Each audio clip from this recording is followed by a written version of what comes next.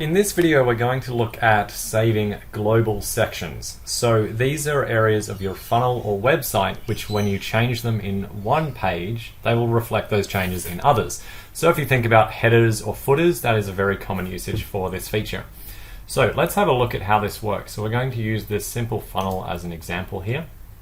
And we have this opt-in page here, and I'm going to edit this page. And I'm going to create a footer on this page by adding a section here as a full width section. And I'm going to add a one column single element with a headline. And I'm going to call this the footer A, just like that. Now, similar to when we've talked about saving sections in other videos, when I highlight over the correct area and I see the green highlight, I can click Save Section.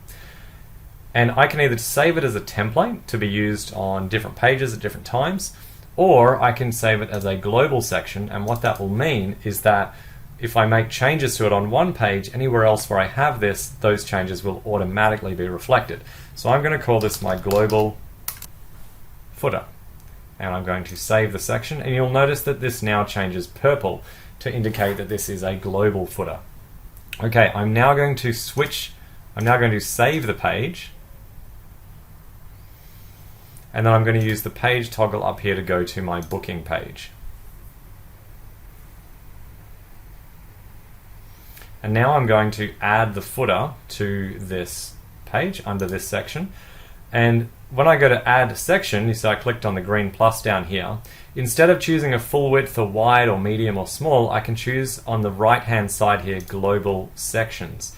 And we can see here we've got global footer. So now I can drag the global footer to where I want it to go, indicated by this blue line, and drop it just there. And there we have footer A. And again, you can see that it's purple. It is a global section. And so now, if I was to change this and call this footer B and save this, I'll get this prompt here saying you've made changes to a global section, which can affect other pages. Do you want to save this page? I'll say OK. And now we'll see when I switch back to my opt-in page where I had that footer, the changes have already occurred here and my footer says footer B. So there's no requirement to resave pages or anything like that. The changes will happen automatically.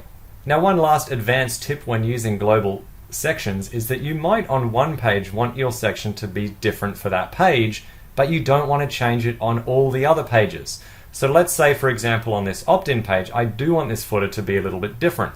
Maybe this is a landing page and I want to put a Facebook disclaimer on it, but I don't want to change all the rest of my website. How do we do that? This is how you do it. So the first thing is that you copy the global section with the copy button while you've got it highlighted, and you'll notice that it creates a duplicate underneath, but now this duplicate is green. Okay, it is called the global footer, but it's not actually global. Okay, so now I'm going to delete the one above it, and this green one I can now change to say footer landing page. And now if I save the page and hit OK, again I've deleted the global section, that's why I'm getting that warning, and I switch to my booking page, we'll see that my global section is unchanged and I still have footer B here as I would have on every other page where I had footer B as my global footer.